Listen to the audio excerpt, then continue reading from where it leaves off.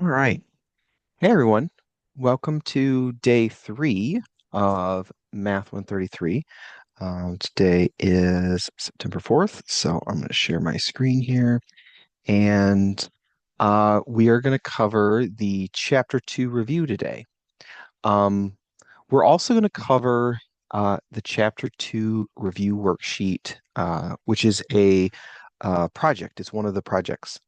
So you already got a chance to see something very similar to this in uh, last Tuesday's assignments. There was a 2.3 Google Sheet project. If you had any questions on any of that, hopefully what we're going to cover today will answer some of those. Okay. Okay, so before we jump in though, we had a couple of things I wanted to mention. Um, the weekly discussion boards have been posted in Canvas, and those weekly discussion boards are for anyone who misses the Zoom classes. Okay, so you're here. Welcome to the class. You do not have to fill this out. Okay. But if you're listening to it on the recording and you missed our class on Tuesday, September 2nd, and you missed the class today, Thursday, September 4th, then that means that you missed all of week two. And that means that you need to go in here to week two and you need to fill out the discussion board. Okay.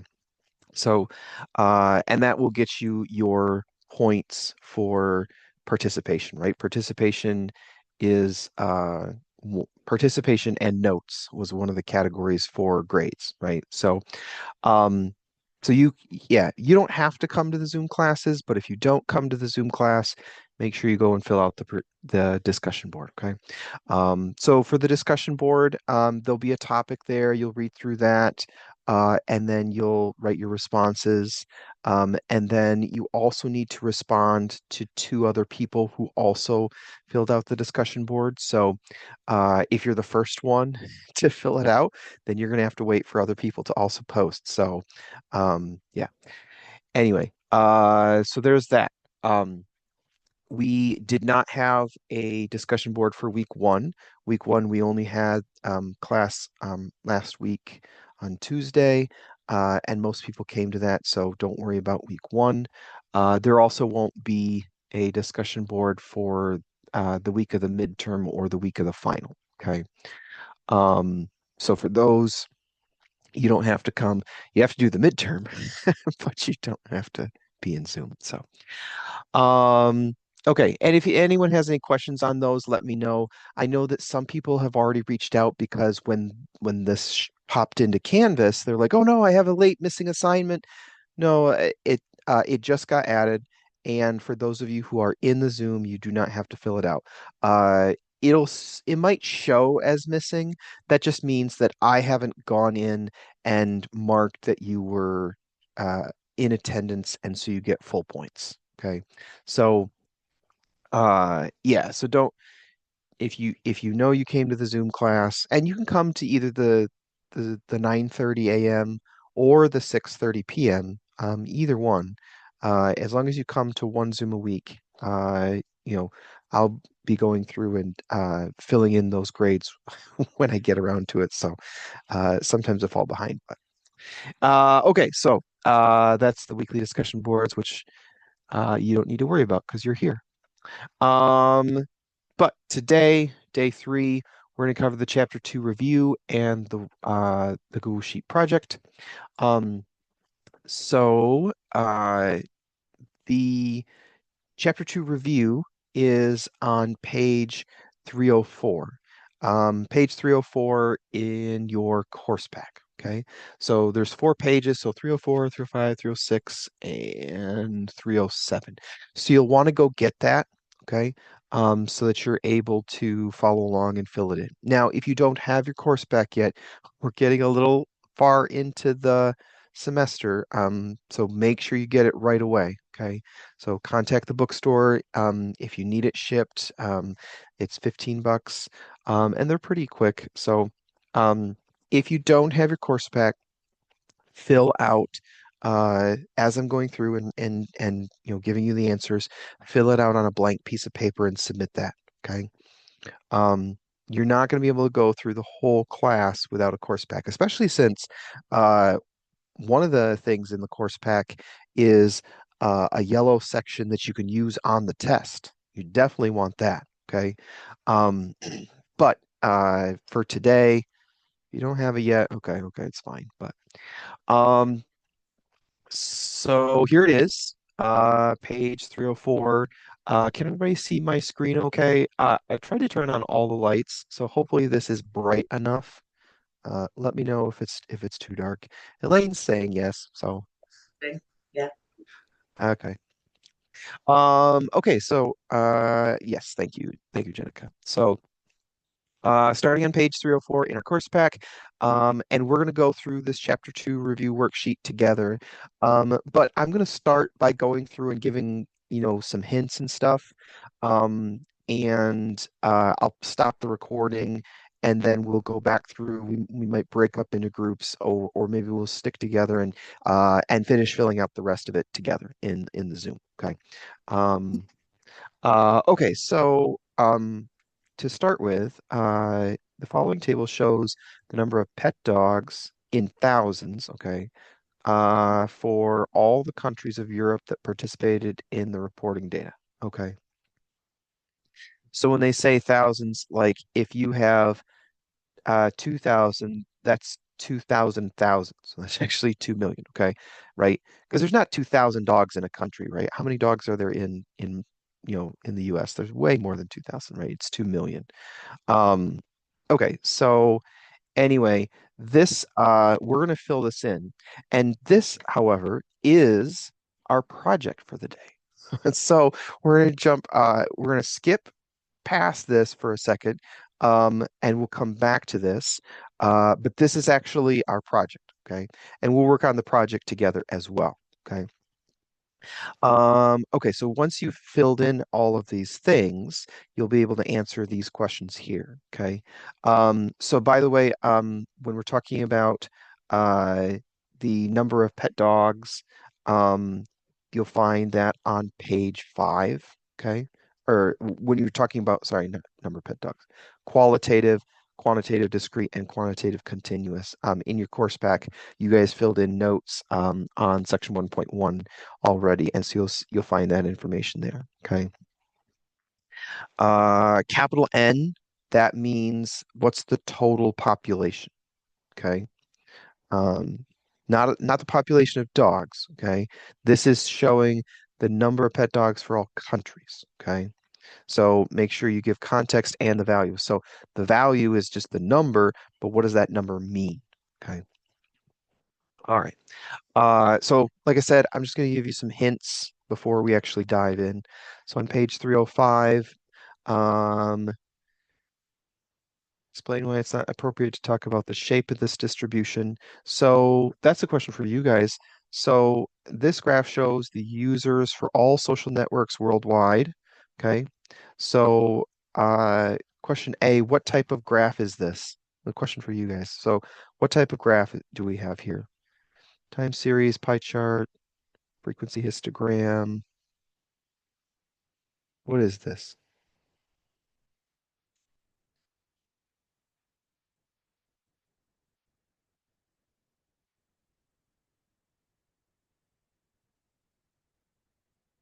Hopefully nobody answers it's a pie chart.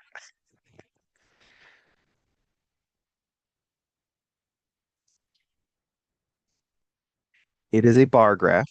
Now we have two options for bar graphs, frequency or relative frequency. So which of those is it?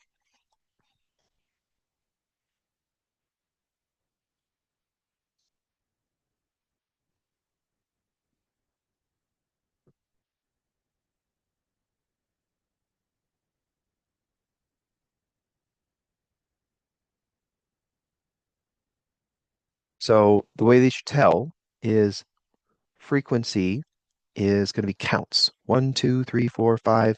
It's a whole number. Relative frequency are percents, okay, or decimals or ratios, like all of those words mean the same thing, proportions. Um, but if it's a relative frequency, then it's percents or decimals. So do I have decimals or whole numbers here?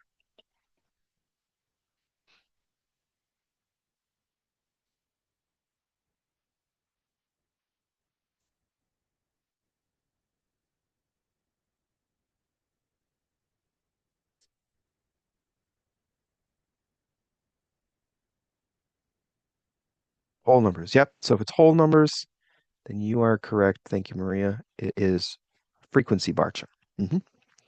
Um, so why can't we talk about the shape of this distribution, right? Because it looks to me like the tail is going off to the right. Yes, this is right skewed right. Why is it not skewed right?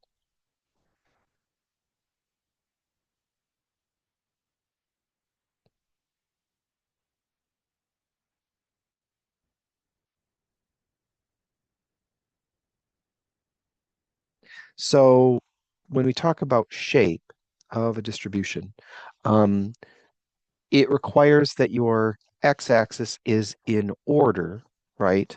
In an order that makes sense, okay? So for example, I have this guy here. This is looking at question number 4, which we'll look at later.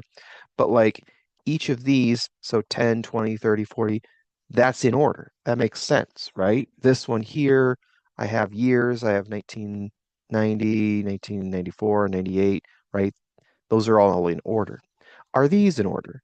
Well, my x-axis here is my social networks. So I have Facebook, then YouTube, then Instagram. And the way that they're ordered right now is based on which one's the most popular.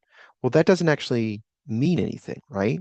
So in other words, what I'm getting at is like I could have put these in alphabetical order, and that would have been just as good a bar chart, or I could have put them in some random order. Okay, so it's because my x-axis, my categories, my social networks is a qualitative column, right? So uh, my x-axis categories are not numerical. Okay. Yeah. When we talk about sh when we talk about shape, you need your categories to be like this, okay? This I could talk about shape because my frequencies are numbers and my categories are numbers. Okay. All right. Moving on. Let's look at page 306. So following graph shows the imprisonment rates in the US according to Bureau of Justice Statistics. Um, so what type of graph is this one then? So this one, oh, they didn't list bar chart. It's not a bar chart, right? What is this one? Time series. Thank you, Haley. Yes.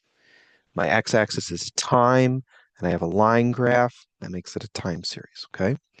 You can find page 5 information on qualitative versus quantitative discrete. I'm gonna skip all.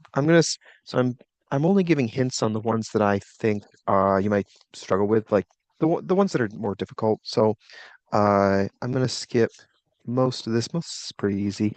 Let's look at page 307 though. So page 307, what type of graph is this guy?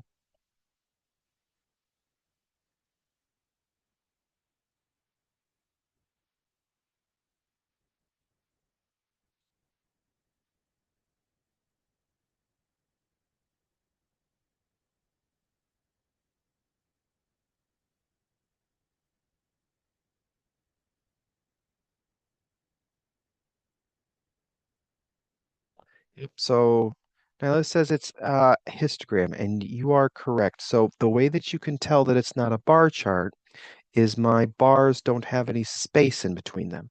Okay. That means that it's a histogram. Okay. Also, my x-axis is all numbers. Okay. When you are building a histogram, it's going to be based on a quantitative column, okay? Quantitative, it could be discrete, it could be continuous, but as long as it's quantitative, okay, then you can build a histogram on it. Now, is it, again, same question as before, is it a frequency histogram or a relative frequency histogram?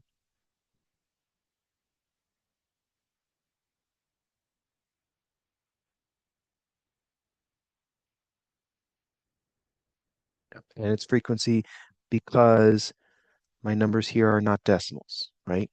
So we'll look at relative frequency in a second with our project, but my numbers here are my frequencies.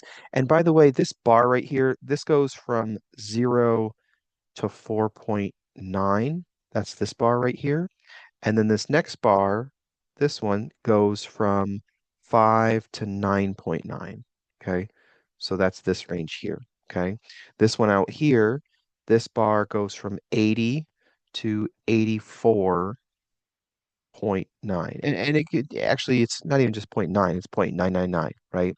So like if you played exactly 5 games, you would be right on this edge, right? But you'd be in this bar.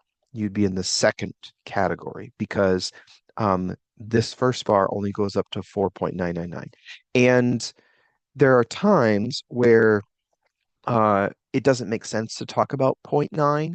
Like if something is discrete, meaning like if I was counting the number of cars someone owned or the number of people in your household, you can't have zero point 0.9 cars. You can't have uh half a person in your house. Okay. Um, so in those cases, that would be discrete. Now, can you play half a game? Can you use decimals when we're talking about the number of games played? That's a question for you guys. If I was an NBA player and I played, can I play 2.5 games? Is that allowed? Can I play 4.9 games? Or are they always measured in whole numbers? Can you use decimals?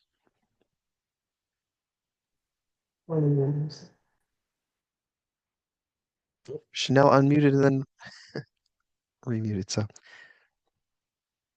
can you use decimals when we're talking about play games played? Whole numbers. What's that?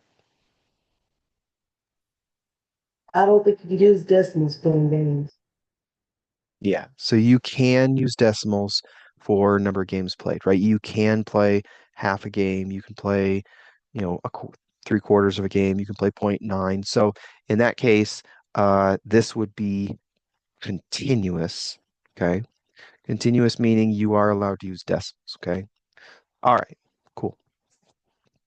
Um, Tallest bar has a value of 58 on top. That's this one right here.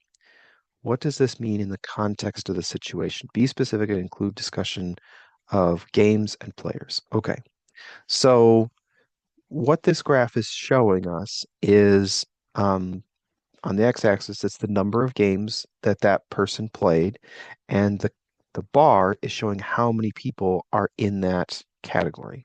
So this one is saying we have 58, and that 58 is the value on the y-axis, which is the number of players. So that means there are 58 players, 58 NBA players played between 70 and so what's this value right here?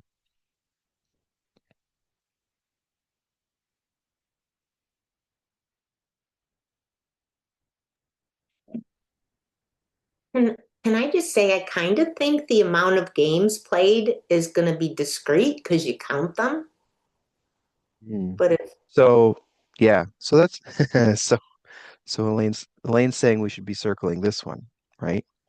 but I guess, So if you're a sports person and you say, oh, I played a half a game, then so that's fair, and I'm not going to mark you off for selecting either one of these.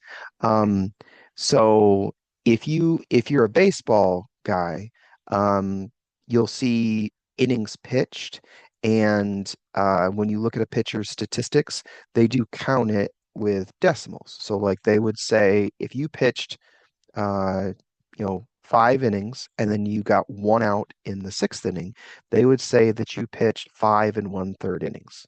And so 5.33.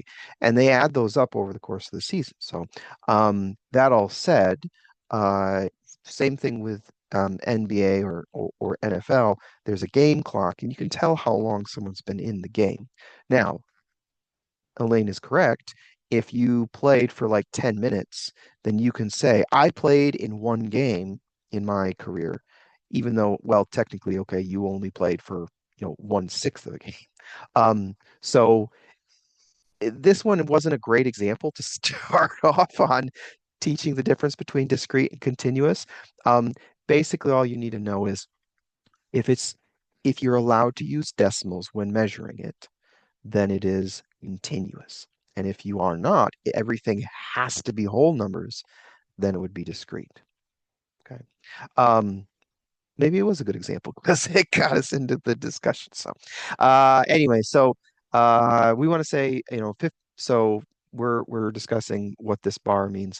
This bar means that 58 players played between 70 and 75, but it's not 75, right? We max out at 74.9 games. And you can just put 74, like I said before, if you think you should not be allowed to use decimals on this. Okay. All right. Cool. Um, what is capital N? Capital N is the whole population, so you'll need to add up all the bars. Okay. But I'm So not this familiar. plus this plus this, all of that added up, that'll give you your total value, and then you'll have to explain what that means.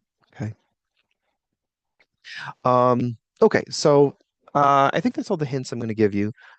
We will go back through and answer all of the questions together in a second, but I did want to talk about the project. So let's jump back to page 304. Page 304, the following table shows the number of pet dogs in thousands for all the countries of Europe that participated in the reporting data. Okay, so for this, we're going to fill in all of these different columns, okay?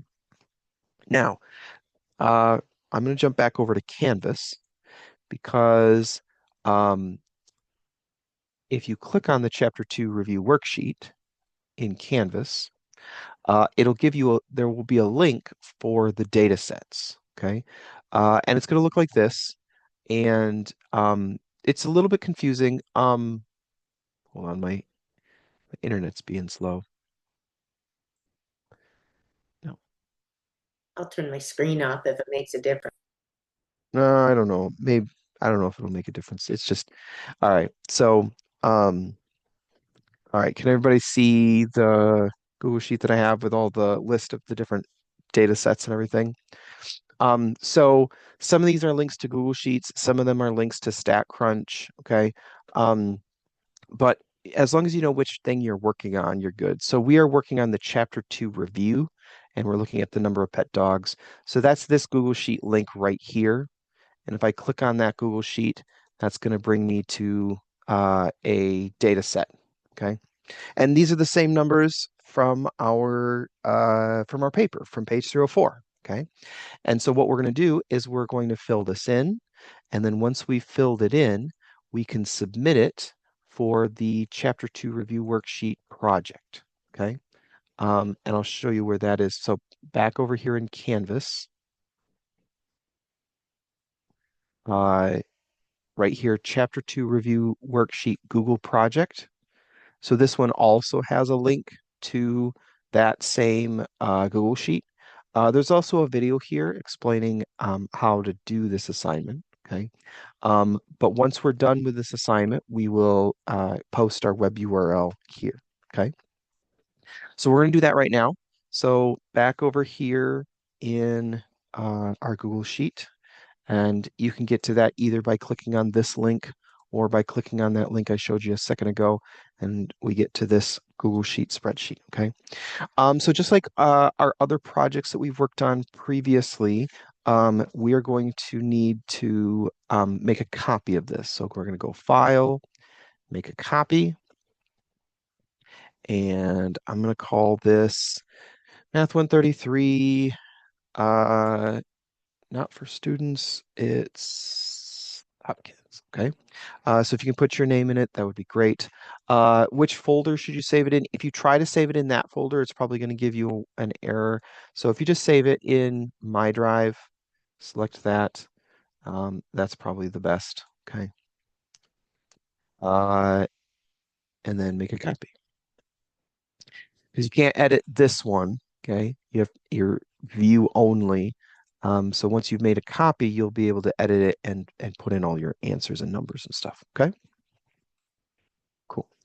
All right, so first of all, we need class midpoints, okay? When we say class, these are the classes right here, these categories.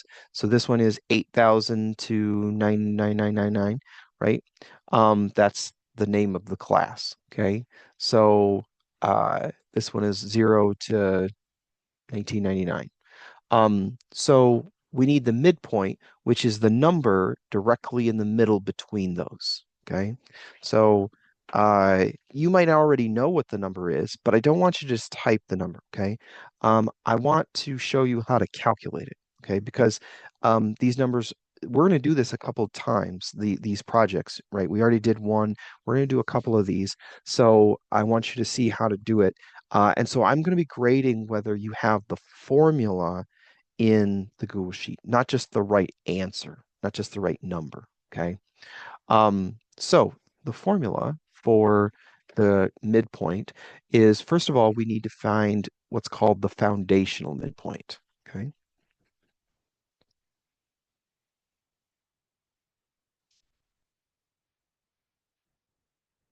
Foundational midpoint, you're going to do equals, and then you'll need parentheses. Okay. You'll do your lower limit plus the upper limit of the next one. Okay. So the next upper, Isn't it the next sorry, lower? no, next lower. Yeah, next lower. I was like, wait, that doesn't make any sense. What am I talking?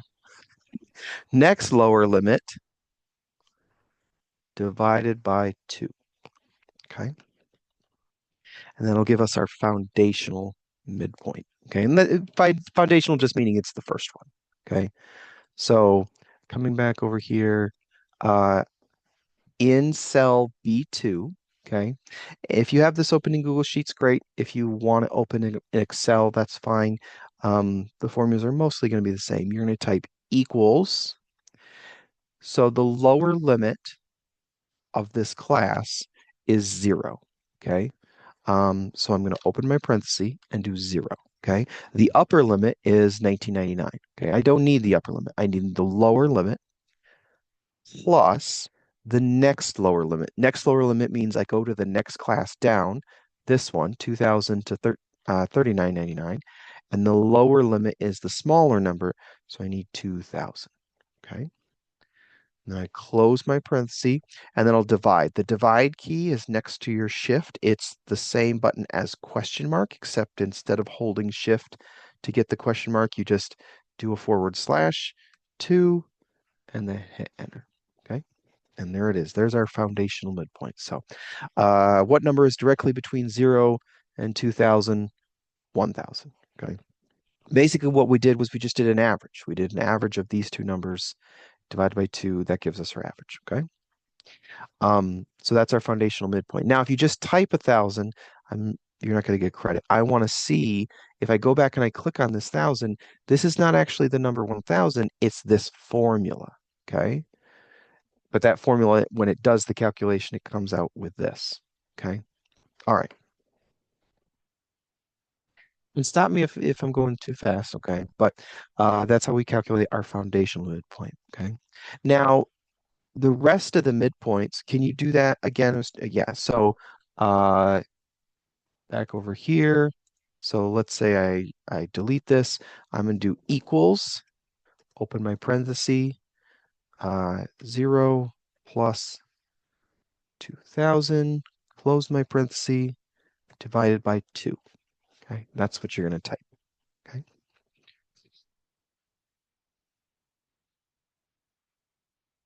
Okay. Um, all right. So all of these other ones, I don't want to have to do that same thing because, okay, fine. There's only five classes here. Okay. So that's not terrible. But imagine if I had 20 classes. Imagine if I had way more than this. I'm not going to want to have to do this formula every single time. Okay. So so I can do it much faster by just adding the width. Okay. So to do that, I'm going to come back over here and the class width, I'm going to calculate what that is. Class width is the next lower limit minus your current lower limit, this lower limit, okay? So it's similar to this one, except instead of a plus, it's a minus, and we don't divide by 2. So your class width is the next lower limit minus this lower limit. So how do I do that? So I'll come down here and do my class width. Okay, so it's going to be, uh, if I'm looking at this one, my next lower limit is 2000. My current lower limit for this one, for the first one, was 0. And 2000 minus 0 is 2000. So that is the class width. Each of these classes is 2000 numbers. Okay, from 0 to 1999 is 2000. Okay, why does that matter? Well, what I can do is instead of having to calculate the class midpoints for all of these, I can use this class width to add it to my foundational one. Okay, so on cell B3, we're not going to use this formula. We're going to use a new formula. So click on cell B3. You're going to type equals, and we're going to click on our foundational midpoint, B2, plus 2000, because that's our class width. Okay, and if I enter, that tells me that the class width or class midpoint for this one is 3000. The number directly between 2000 and 4000 is 3000. Okay. Now, okay, great, but I still don't want to have to type that for all of these. Well, you don't have to. If you click on cell B3, the 3000 one, it has this formula equals B2 plus 2000. That's the formula here, right? So I want to use that same formula for all of these. So if I click on cell B3, I'm going to copy this formula all the way down for all these white spaces, okay? So in the lower right-hand corner of the box, you have this blue box around this 3000. There is a little dot. If I hover my mouse over the dot, my mouse turns into a plus. So do that, hover over it, and then hold your left mouse button. So click there and drag it down for all of these white spaces. And what that'll do is it'll copy the formula for all of those spaces, okay? You also could just go here, copy, and then highlight all of this and paste. And when you paste, it's not pasting 3000, it's pasting the formula, which is taking each cell and adding 2000 to it, okay? So there we go. So those are my class midpoints, okay? So what we did, so we calculated our foundational midpoint, then we found our class width, and then we found the rest of the midpoints, okay? So to find the rest of the midpoints, we did equals, we clicked on the cell, uh, we clicked on the previous midpoint. Can't spell. You still can't spell. Previous. So we clicked on the cell of the previous midpoint. And we added the class width. Okay, we did equals. We clicked on cell B2, and then we did plus the width, which we had calculated as 2000, and then we copied that down for all of them. Okay, awesome. Now that I've got that, I've got all my class midpoints. We'll want to copy that into our chapter 2 review worksheet. And for here, I do want the number. You're not going to put the formula. I want you to actually, write out what the number is. Okay. So the next thing to do, though, back on our project is the relative frequency.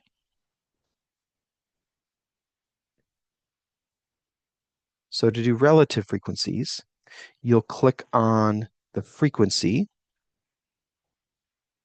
You'll click on the cell value. Okay, you'll click on that cell, and then you'll divide by the total. Okay. Now, there's two ways we can do that. So, okay, so here I am on cell D2, but I need my total. Okay. So what I can do is I need to calculate my total number of countries. Okay. So how many countries actually are there in Europe? Okay. So 29 of those countries had this many dogs. 2 countries had a ton of dogs, right? But how many countries are there altogether? So we need to add these up. Okay. So what we'll do is in cell C8, we'll do equals sum, SUM, open my parenthesis, and then I'll click and drag all of these. Now, and then I'll close my parenthesis. So I get a total of 41. Okay. Now that's what you would do if you were in Excel. Here in Google Sheets is actually pretty smart. If I do equals and then if I do equals, the first thing it says is, oh, do you want to add these up? That's exactly what I want to do. So you could just hit tab and that will do the calculation for you. Or even if you type equals sum, open your parentheses, it's going to say, oh, did you want to add these numbers together? And if you do, then you would hit tab to accept. So I hit the tab key and it does my calculation. There it is. I have 41. Okay. So now that I know how many countries there are, okay, so I'm going to be taking my frequencies. I'm going to divide by the total, which in this case is 41. Okay. So I'm going to click on cell D2. I'm going to type equals, and then I'll click on my frequency. So now it's saying, hey, do you want to multiply these two numbers together? No, I do not. Sorry. Good try, Google, but that's not what I want to do. I want to click on cell B2, or sorry, C2, because that's my frequency. I'm going to click on the 29, divide by 41, because 41 is my total. Okay. All right, so now Google is like, hey, do you want to divide all these by 41? Yeah, you're close. Not quite. So I'm going to reject your suggestion. Um, so it looks like 70% of the countries are in this class. So now what I can do is I will click on cell D2 and I'll hover over my little dot here and I'll drag that down for all of these. So I did want to copy that formula for all of these, but Google wanted me to also put a formula here, which is not what I wanted to do because 41 divided by 41 is just 100%. So I didn't want that. By the way, this looks terrible. Nobody needs this many digits after the decimal. So if you click on the D at the top, or you can just select the ones you want to change. I don't want this many decimal places. I really only need 3 digits after the decimal. So there is at the top of your sheet, there's a little arrow with a dot and a zero, or a dot with 2 zeros, depending on if you want more decimal places or less. We want less. So we're going to click on this one and it's going to shrink it down. Now in Excel, the arrow is actually the other direction, but there's still a way, there's still two buttons, one to increase your decimals and one to decrease it. So I want to decrease it until I've only got, 3 digits. And honestly, like 3 digits, that's still sometimes a lot. Like, okay, so this is 70.7%. You could have just rounded that to 71. So I do want 3 decimal digits for this. There are times where you can round too much, but there's also times you can round not enough. So, yeah, so this looks much better. Now, what we did here was we did equals, and then we clicked on cell C2, and then we divided by 41. Now, did you have to divide by 41? Well, that's the total, but what if we were to run this again next year and there's a different total? Well, my formula is stuck at 41. So I didn't have to divide by 41. What I could have done was I could have done equals and then click on my frequency and then divide by cell C8, okay? But if you do that, because C8 is 41, if this 41 ever changes, it'll make sure it's always dividing by the right number. However, if you do that and you copy this formula down, it's going to break, okay? Because Google is trying to be really smart and divide by the next number down, the next number down, the next number down, which is correct for the numerator, but for the denominator, you actually need it to lock it onto the cell C8. And you would do that by typing $C and $8, which is what Google is suggesting here. So, okay, fine, I'll accept your suggestion. So now my formula here is C2 divided by $C, $8. Okay. Either of those is fine for calculating our relative frequencies. Okay. Okay. So, and if that's confusing to you, then don't worry about it. Just put divided by 41. That's what we did first. So, all right. So that's our relative frequencies. So we got those. Okay. And by the way, these should all add up to 100%. Okay. So if you highlight all of these, I can see that they add up to 1.00. That's 100%. So cool. So next we need cumulative frequency. All right. So for cumulative frequency, there's 2 steps for this.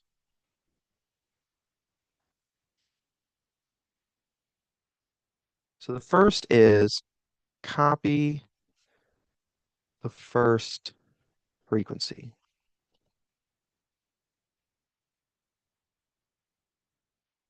Okay. So just copy it. Okay. Step 2 is where we're actually going to do a formula. Okay. So you're going to do the previous cumulative frequency plus current row frequency. What the heck does that mean? Let me show you. So step 1, copy the first frequency. That's easy. We can do that. All right. So let's start there. So the first frequency is 29, right? Here's the frequency column. Here's the first one. I just copy it over here. Okay. I could have also just right-clicked, copied it, and put it here. I could have also done equals and clicked on cell C2, however you want to do it. Okay. Nope. Except Google tries to be smart. No, I don't like that suggestion. Okay. What cumulative frequency should be doing is it's taking all the previous frequencies and adding them up. Okay. So for the first one, there's only one. So you add it up and it's just that one. Okay. So 29. The next cell down is where we're going to do the crazy formula. Okay. So in cell E3, I want to type equals. I'm going to click on the previous cumulative frequency and then click on the current row's frequency. So let's start with equals, previous cumulative frequency. All right, so we'll do equals and click on the previous cumulative frequency, which is this one. Okay, so I click on cell E2 and then do plus. What am I plussing? I'm plussing the current row's frequency. Okay, so the current row that I'm on is this row, row 3, and the frequency is this one. So in cell E3, I'm going to type equals, click on this 29, plus, click on this 4, enter, and there it is. Okay. Now, why didn't I just click on this 29? Because what I can do now is if I click on this cell and copy my formula down, it's going to add each one at a time. And the last one should always match your total, okay? Because remember, what is cumulative frequency? It's taking this frequency and adding up all the ones below it. Well, all the ones below it add up to a total of 41. We already did that, okay? So that's why this one should always match your total. Your last one should always match your total, okay? All right. The last column we need to do is cumulative relative frequency. Oof, that's a lot. That's a mouthful, right? Cumulative relative frequency, okay? Now, because it's cumulative, we could do it the way we did the cumulative when, or because it's relative, we could do it the same way we did the relative one. So there's two different ways you can do this last column. So if you want to do it using this formula, the relative frequency, you would do the cell, you would click on the cell for the frequency divided by the total, except since it's cumulative, you would click on the cumulative frequency, not just the regular frequency, okay? So we could do it that way. The other option is you can do it down here. You would copy the first relative frequency, and then you would do the previous cumulative relative frequency plus the current row's relative frequency, okay? And I'm fine with either way, okay? So for now, just to save us some time, let's do it the first way. So what I'll do is I'll click equals, and I'll click on the cumulative frequency, and then I'll divide by the total, okay?